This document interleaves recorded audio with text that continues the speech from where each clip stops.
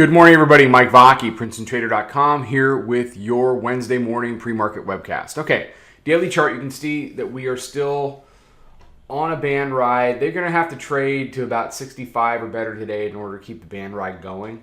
What's more interesting to me is, we continue to climb. The Bollinger Bandwidth at 2.8 is still pretty narrow. So there's room for further expansion if the bulls can keep it going. It's kind of a lazy day yesterday. You had the initial move up in the morning, and then the afternoon was basically chop. We didn't really do much. We pulled back a little bit from 63, but we couldn't really get past, call it 57, 58, and we just kind of ground into the close.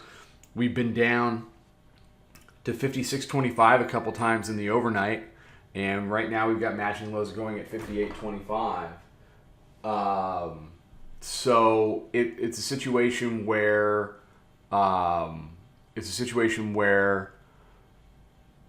unless the bears can convert that area, it's just going to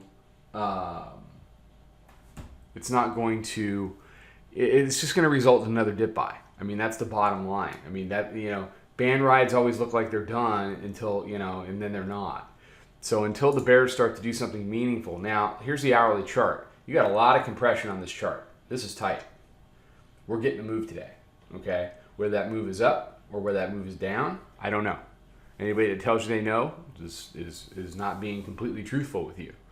I think you have to give the nod to the bulls just based upon this uptrend and based upon what we've seen in the daily chart and the fact that we're on a band ride. It looks like consolidation before the next leg of a band ride up. If it's not, that's okay. They'll, if they can convert the hourly mid-band and convert the daily pivot down at 57s, then you can get a really nice pullback to the lows from Monday, where we found this daily pivot support, in and around 35.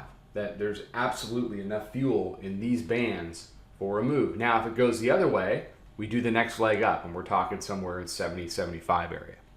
I have no problem being long until I get taken out of a long and the right short setup presents itself. That has to be your mentality with regard to upper band rides, and the opposite is true with regard to lower band rides.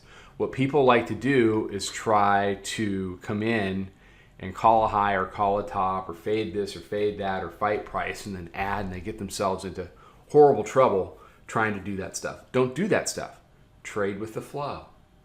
The flow right now is to the upside, and that's the best advice I can give you with regard to how to trade band rides.